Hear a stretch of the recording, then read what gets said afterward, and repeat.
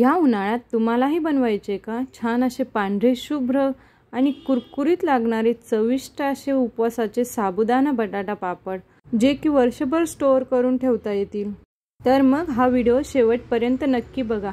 सोप्या पद्धतीने आणि झटपट होणारे हे पापड आहेत. नमस्कार, मी यामिनी. माझ्या चॅनलमध्ये तुमचे खूप खूप स्वागत आहे. आज मी तुमच्यासोबत शेअर करणार आहे साबुदाणा बटाट्याचे उपवासाचे पापड. त्यासाठी मी 1 वाटी साबुदाणा छान असा रात्रभर भिजवून घेतला होता. तो छान असा धुवून घेतला 2 पाण्याने. मग त्यात पूर्ण साबुदाणा बुडेल इतकं पाणी, थोडंसं वरती पाणी टाकून छान असा भिजवून घेतला होता. आणि बघा, रात्रभर ठेवून किती छान भिजला आहे. तो एकदम मऊ झालेला आहे. आणि असा साबुदाणा झाल्यानंतर एक 4 ते 5 बटाटे घेतले. छोटे होते एकदम म्हणून जास्त घेतले. आणि ते बटाटे कट करून घेतले आणि साबुदाणा पण पूर्ण मोकळा करून घेतला.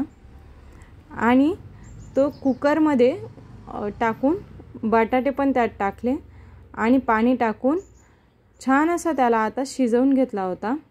कुकरमध्ये शिजवणं ही तर एक नवीनच ट्रिक आहे, नाही का? याने आपला गॅस पण वाचतो आणि काम एकदम झटपट होतं. त्यामुळे मी कुकरमध्ये शिजायला ठेवलेला होता.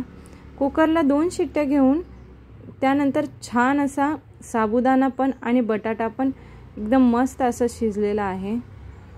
तुम्ही बघू शकता इथं किती छान साबुदाणा पण एकदम ट्रान्सपरंट झाला आहे आणि बटाटे पण छान शिजले आहेत. हे मिश्रण थोडं गार होऊ द्यायचं आहे, म्हणजे नॉर्मल टेम्परेचरला येऊ द्यायचं आहे.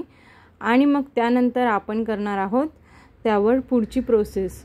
म्हणजेच हे मिश्रण जे आहे ते एका मिक्सरच्या भांड्यात घेऊन ते व्यवस्थितरित्या ग्राइंड करून घेणार आहे. तर हो, आणि एक गोष्ट सांगायची विसरलीच की त्यात मी आणि चवीनुसार मीठ पण ॲड केलेलं होतं बरं का. तर आता हे मिक्सरच्या भांड्याला, ज्या भांड्यात आपण ज्यूस करतो त्या भांड्यात टाकून व्यवस्थित असं फिरवून घ्यायचं आहे. बटाटा थोडा आधीच स्मॅश करून घ्यायचा आहे आणि त्यानंतर मिश्रण असं फिरवून घ्यायचं आहे मिक्सरमधून. हे बघा, असं काहीसं पेस्ट तयार होते त्याची. आणि ही पेस्ट चमच्याच्या सहाय्याने छान अशी प्लास्टिकच्या पेपरवर असं पसरवून घेणार आहे. जे पेपर मी आधीच धुवून आणि वाळवून घेतले होते त्यावर असं व्यवस्थित पसरवून घ्यायचं आहे. हे मोठ्या पळीने जर होत नसेल तर मग छान असे छोट्या चमच्याने शेप देऊन घ्यायचा आहे, राऊंड तुम्हाला जसा हवं तसा. हे एकाच हाताने व्यवस्थित पसरवताना तुम्हाला दाखवता येत नाही, कारण एका हातात मोबाईल पकडलेला आहे. तर तुम्हाला लास्टला मी दाखवते. हे पहा, मी छान असे छोट्या चमच्याने व्यवस्थित असे पसरवून घेतले. पातळसर त्याचं पापड टाकून घेतलेले आहेत आणि खूप मस्त होतात हे पापड. आता मी तुम्हाला तळून पण दाखवणार आहे ते.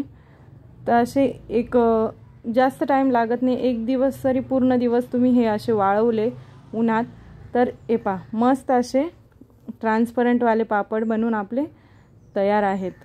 आणि खूप सुंदर वाळले आहे, एका दिवसातच छान वाळले आहे. मिश्रणामध्ये तुम्ही तिखट वगैरे काही तुम्हाला तुमच्या आवडीनुसार अजून ॲड करायचं असेल तर तुम्ही ते ॲड करू शकता. पण मी हे तुम्हाला साधेच बनवून दाखवले होते.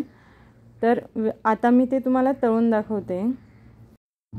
तेल असं छान गरम झाल्यावर मस्त असा पापड हळूवार त्यात सोडायचा आहे.